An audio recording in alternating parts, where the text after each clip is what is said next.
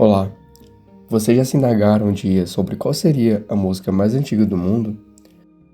Vivemos em um mundo onde milhões de músicas já foram produzidas, mas qual seria a primeira dentre todas? Aquela música que deu o start inicial para a humanidade, para uma linda história de amor entre os seres humanos e os sons harmoniosos que essa arte nos proporcionaria.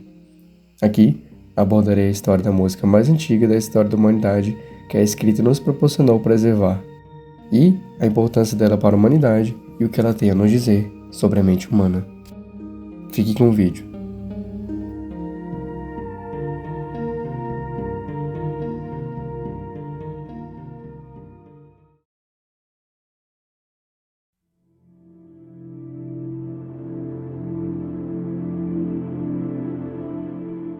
Você já imaginou como soava a primeira música escrita da história? Hoje, vamos viajar no tempo para conhecer o hino anical, uma composição de mais de 3.400 anos que ainda ecoa nossa compreensão de música e da mente humana. Mas antes, precisamos entender o contexto dessa descoberta e como chegamos até ela. Para entendermos como a música chegou a ser registrada, precisamos voltar um pouco mais no tempo. A escrita cuneiforme surgiu por volta de 3.500 anos antes de Cristo, na transição da Idade da Pedra para a Idade dos Metais, indo do Neolítico para a Idade do Bronze. Entre os sumérios na Mesopotâmia, inicialmente ela servia para registros comerciais, mas com o tempo evoluiu para textos religiosos, literários e eventualmente para notação musical. Obviamente, já existia outro tipo de escrita desde muito antes da história da humanidade, cerca de 30 mil anos atrás, onde a humanidade ainda usava símbolos para se comunicar. E nessa época existia a proto-escrita, onde a humanidade usava símbolos para se comunicar, mas é com os sumérios e os egípcios que a linguagem é sistematizada. O sistema de escrita cuneiforme era complexo, utilizando símbolos em tábuas de argila, mas um dos maiores avanços ocorreu cerca de 1000 anos depois, em Ugarit, onde foi registrada a música que iremos abordar hoje.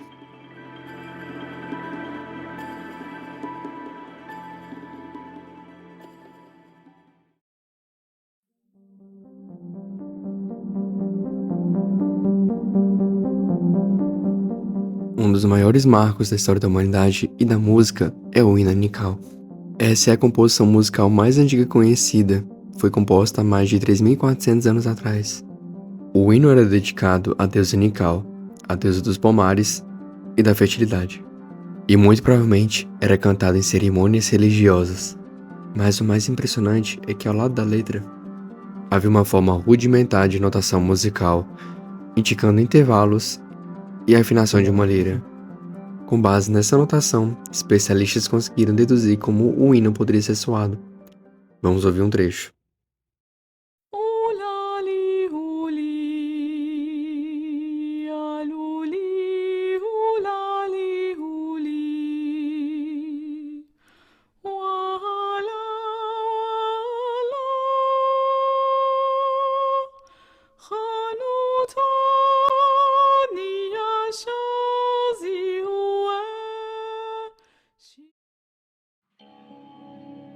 A letra é muito difícil de traduzir, pois a própria língua urrita é mal compreendida, além das lacunas também existentes nas tabuletas.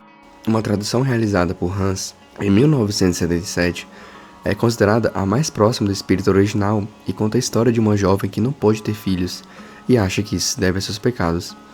Ela sai à noite para rezar para a deusa Nical, a deusa da lua e da fertilidade.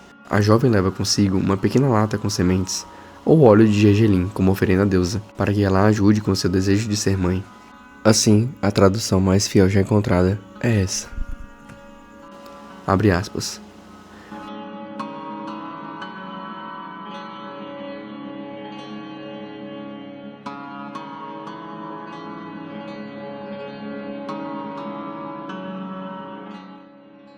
Mas afinal, o que faz esse hino ser tão especial? Ele mostra que mesmo há 3.400 anos atrás, já existia um esquema organizado de harmonia e escalas. Isso sugere que as pessoas daquela época não apenas tocavam músicas, mas também que compreendiam regras musicais e testavam afinações diferentes. Se pensarmos bem, isso é um dos primeiros passos da história da teoria musical. Pois sem registros como esse, a nossa percepção de notação musical poderia ter sido desenvolvida de uma maneira bem diferente. Agora vem a pergunta: por que isso importa para os seres humanos de hoje em dia?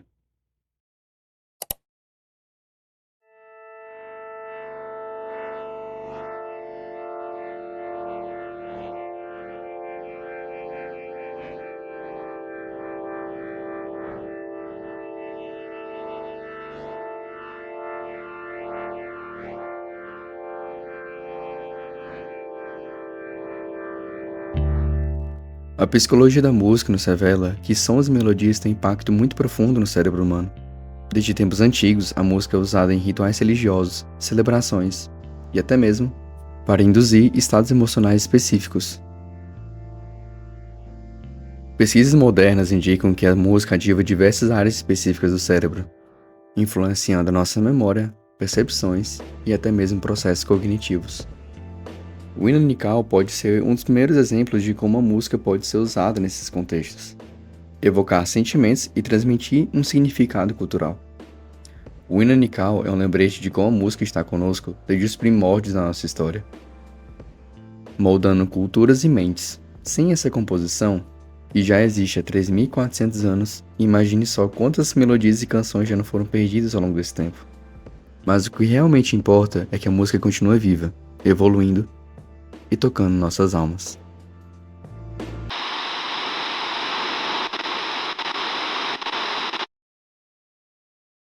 Agora que conhecemos as origens da música, chegou a hora de nos perguntar: o porquê que ela nos afeta tanto?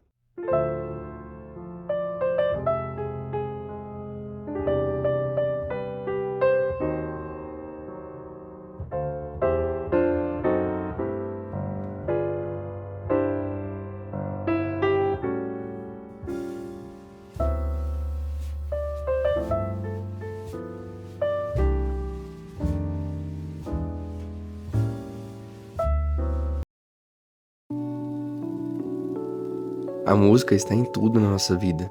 Ela está com a gente no carro, nos filmes, nos shows, nas festas, nos estudos.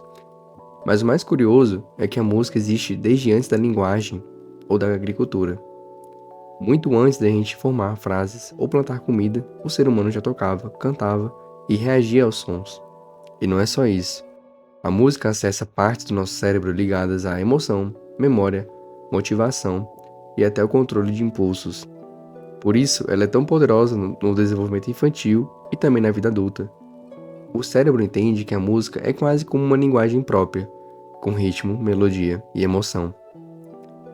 Com os avanços da neurociência nos últimos anos, descobrimos que ouvir música é como ativar uma orquestra dentro da nossa cabeça.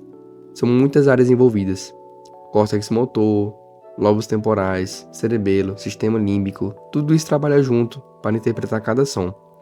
E o mais interessante é que o cérebro processa música nos dois hemisférios ao mesmo tempo. O lado esquerdo foca em ritmo e estrutura, e o direito em melodia e emoção. E quando uma pessoa pratica música desde cedo, o cérebro muda fisicamente. Músicos têm mais conexões neurais, melhor concentração, mais controle emocional, e costumam até ser bem mais humorados, inclusive.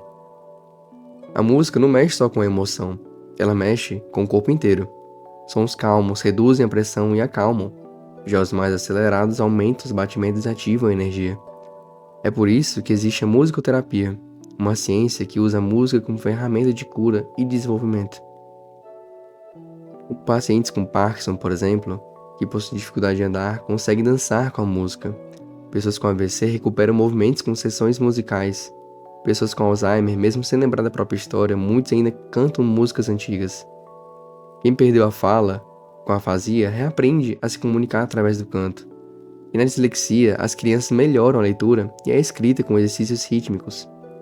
Até quando a gente só ouve música, o cérebro ativa as áreas motoras, como se quisesse dançar junto com a música, entende? É como se o som chamasse o corpo para participar. Além da ciência e da psicologia, a música também foi assunto sério na filosofia. Platão, como eu já fiz um vídeo há um tempo atrás, já dizia que certos sons moldavam o caráter. E no Barroco, os compositores queriam provocar emoções bem específicas com suas obras, mas quem levou isso bem mais a fundo foi Santo Agostinho. No livro De Música, para ele, a música é uma ciência, baseada na ordem e nos números. Segundo Agostinho, ele dizia que a harmonia está nos sons que ouvimos, nas reações que sentimos, nas memórias que guardamos, nos ritmos que criamos com o corpo e, por fim, no nosso juízo, a capacidade de saber o que é belo e verdadeiro. E acima de tudo isso está Deus, a harmonia eterna, fonte de toda beleza e ordem.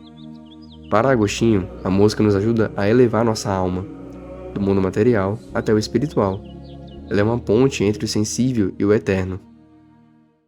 A música é muito mais do que um som, ela é emoção, memória, cura, beleza e até espiritualidade. Ela conecta nosso corpo com a nossa mente e com a nossa alma também. E talvez, no fundo, seja uma forma de nos lembrar de quem somos e de onde viemos e para onde vamos.